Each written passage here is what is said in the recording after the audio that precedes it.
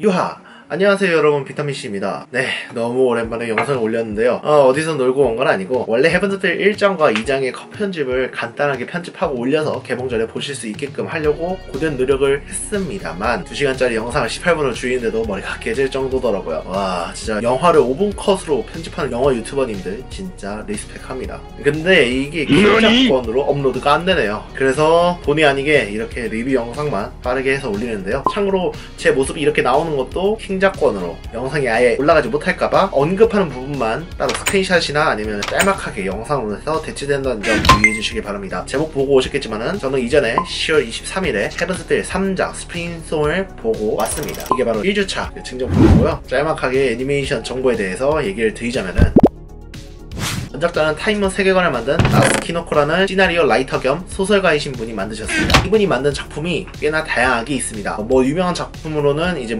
공의 경계, 월휘, 페이트 시리즈를 만들었는데요. 솔직히 이 용어가 마음에 안 드실 분이 계실 수도 있는데, 소위 얘기하는 달바가 아니라서 저는 이제 솔직히 공의 경계, 페이트를 애니로 본 거 빼고는 설정을 제가 잘 몰라요. 그래서 나무위키도 이렇게 찾아보고 설정을 이해하는 편이라 또 전문가가 아니라는 점 이해를 해주시기 바랍니다. 그래서 이번 영상은 원작에 대한 언급은 따로 하지는 않겠습니다. 어쨌든 페이트 시리즈의 주 스토리가 되는 페이트 스테이 나이트, 그 중에 이제 루트가 3가지가 있는데, 첫 번째는 페이트, 두 번째는 UBW, 그러니까 무한의 검제죠. 그 다음에 세 번째로는 헤븐즈필, 이 3가지로 나뉘어지게 됩니다. 물론 이리아 루트도 만들려고 했지만 예산 부족으로 못했다는 그런 얘기가 있더라고요.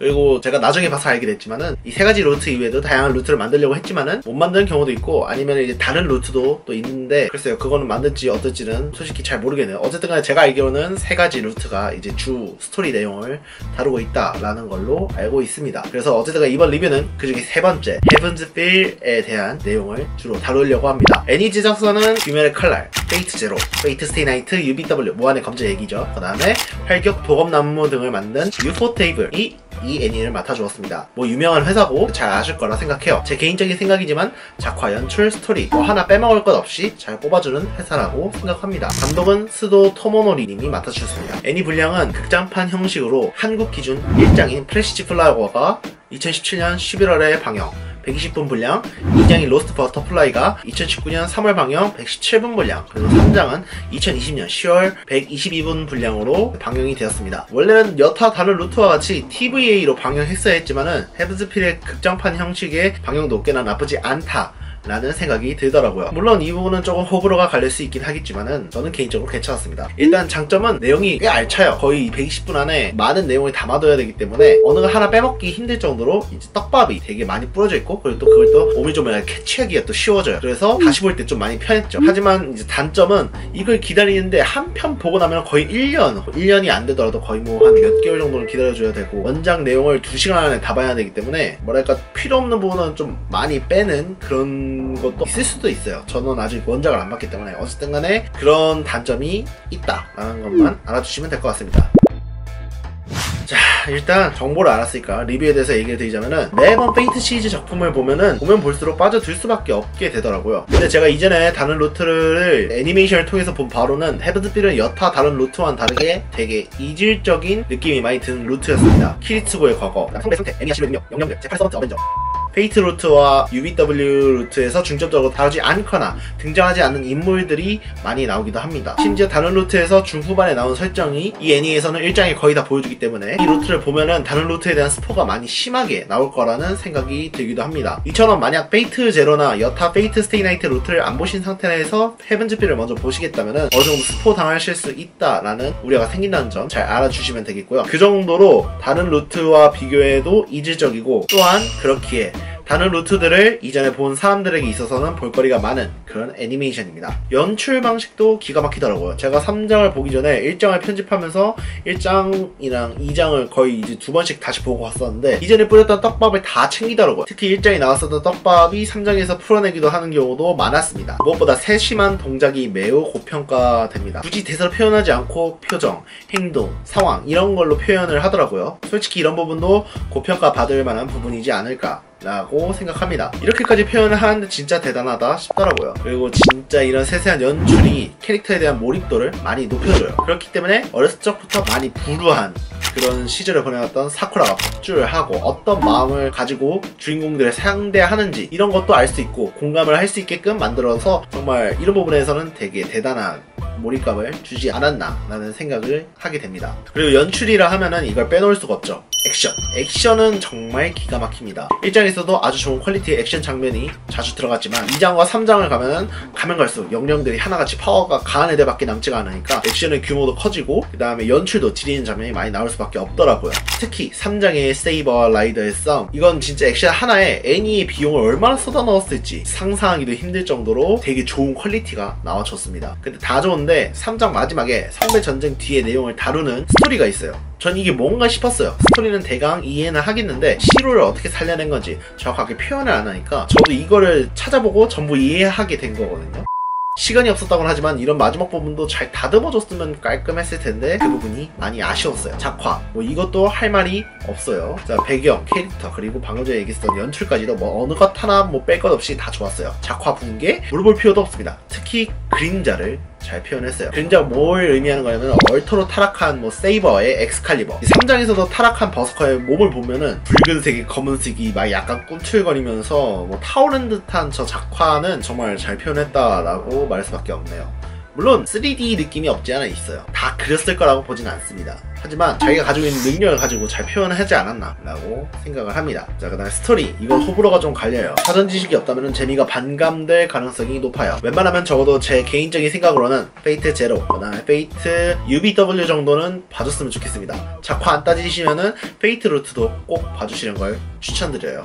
그러니까 한마디로 헤븐스필 루트는 다른 페이트 스테이 나이트 루트를 먼저 보시고 그 다음에 보시는 걸 추천드려요. 페이트 제로도 보시면 좋겠지만 어차피 페이트 제로에 대한 내용은 1장에서 거의 다 정리가 되기 때문에 무조건까지는 아니고 보면 좋다, 뭐 이 정도로 보시면 될 것 같습니다. 그래야 스토리에서의 대강의 설정, 내용은 부가적인 설명 없이 바로 캐치해낼 수 있을 거라 보기 때문이거든요. 물론 그렇다고 처음 보는 사람들이 이해를 못할 정도로 스토리가 진행이 되는 것은 아닙니다. 성배는 무엇이고 에미야 시로는 왜 정의의 사도가 되려고 하는가, 그리고 에미야 키리츠고의 존재는 무엇인가 등등 이런 바탕이 되는 내용이 거의 다 1장에서 다 다뤄져요. 그렇기 때문에 원래 다른 루트에서는 거의 후반이나 아니면 중반에 다뤄질 내용이 헤븐스필 1장에 40분 만에 일부분 스포당하게 되는 거나 다름이 없다는 그런 셈이죠. 그래서 제 리뷰를 지금 보고 계신 여러분이 만약 스포가 상관이 없으시다면 바로 보시기도 충분히 좋은 애니이긴 합니다. 스토리를 얘기하면서 중요시하는 것은 바로 캐릭터죠. 비록 페이트가 유명하다고는 하지만은 깊은 설정 때문에 진입장벽이 높은 애니인 만큼 캐릭터 설정이 꽤나 복잡하고 미묘한 경우가 약간 좀 다반사합니다. 이건 제가 장담하겠지만은 이 애니의 여주인공이 사쿠라를 중심으로 이야기가 진행이 되기 때문에 주인공의 에미야 시로와 히로인인 마토 사쿠라의 감정성이나 아니면은 복선 이런 것도 너무 기막히게 잘 짜여 있었습니다. 물론 그 이외의 인물들은 저는 괜찮았긴 했지만은 처음 보시는 분들은 어느 정도 정보를 알아야 할 필요가 있어 보이긴 하더라고요. 물론 페이트를 아예 접하시지 않으신 분은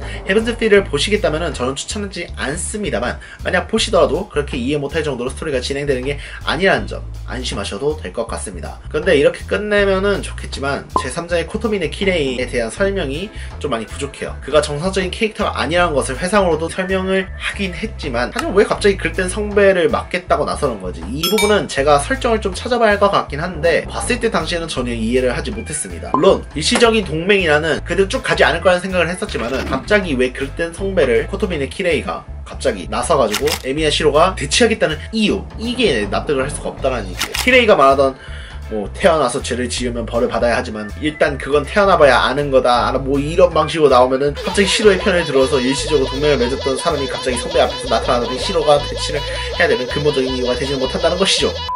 어쨌든 간에 키레이와 그 다음에 시로의 싸움은 납득하기가 되게 힘들었어요. 자, 그리고 어쌔신의 보그인 자바니아의 설명도 좀 필요하긴 합니다. 3장에서 키레이는 어쌔신과 이제 대치를 할 때 분명히 자바니아를 맞았어요. 신장이 닿았단 말이에요. 근데 그 손에 닿았던 신장이 이 보그를 통해서 나타나지 않았다는 거예요. 그러면서 너는 이미 오염됐구나 라고 얘기를 하는데 뭐가 어떻게 오염이 됐다는 건지, 자바니아의 발동 조건이 무엇인지, 그렇다면 왜 랜서는 일장에서 죽었는지를 알아야 하는데 그거 다 넘기고 그냥 3장에서 덩그러니 그런 식으로 대사 한마디만 딱 이렇게 남기게 되니까 솔직히 설정에 대해서 잘 모르는 제 입장에서는 많이 당황스럽기도 했어요. 하나 더, 이제 어쌔신 얘기를 하니까 갑자기 생각난 건데 왜 기존의 어쌔신의 몸에서 본래 나와야 할 어쌔신이 나오게 된 것인지를 알 수가 없었어요. 분명히 이를 저지른 것은 마토 조켄이 맞지만은 어떤 식으로 원래 나와야 했었던 어쌔신이 나오게 된 건지 그거에 대한 설명이 하나도 없어요. 빠져있어요. 아예 빠져있어요. 원래 페이트 스테이 나이트의 어쌔신은 캐스터가 소환을 했지만은 초반에 1장을 보면 캐스터 1당들이 다 몰살당해요. 그렇기 때문에 그 캐스터가 소환한 어쌔신 몸에 왜 기존에 나와야 될 어쌔신이 갑자기 나왔는지 그게 어떤 방식으로 진행되는지가 아예 다뤄지지 않았기 때문에 저는 확실히 좀 보면서 쟤는 도대체 뭔데 저렇게 나서는 걸까? 라는 생각이 좀 들긴 하더라고요.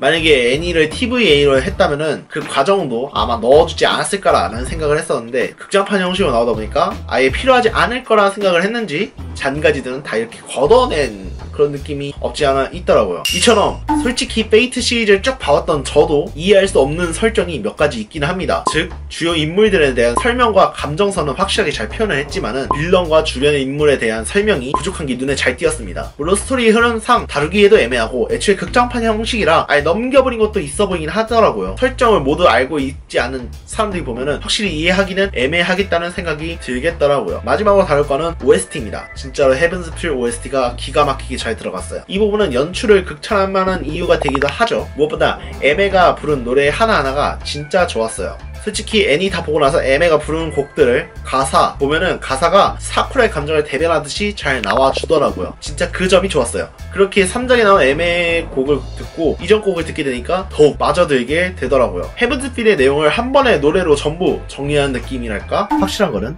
OST 곡 모두 다 아주 좋게 들어갔습니다. 이렇게 하여 페이트 스테이 나이트 헤븐스 필에 대한 제 점수는 5점 만점에 4.9점 거의 만점입니다. 페이트 설정을 모르고 애니를 처음 보시게 된 분에게는 원래 4.0으로 매겼는데 3.8로 좀 낮게 책정을 하겠습니다. 이유는 설정이랑 스토리가 좀 발목을 잡을 수도 있고 그렇기 때문에 스토리 맥락은 잡을 수는 있어도 세세한 설정에서 이야기가 다소 난관하다는 그런 부분이 있습니다.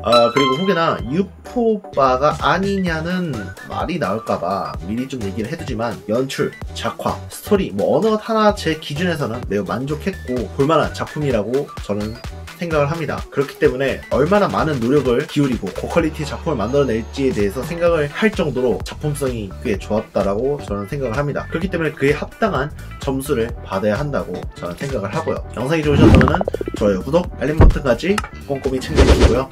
저는 다음 영상에서 뵙겠습니다. 다음 영상을 기약하며 오늘은 여기까지. 들어가세요. 빠이.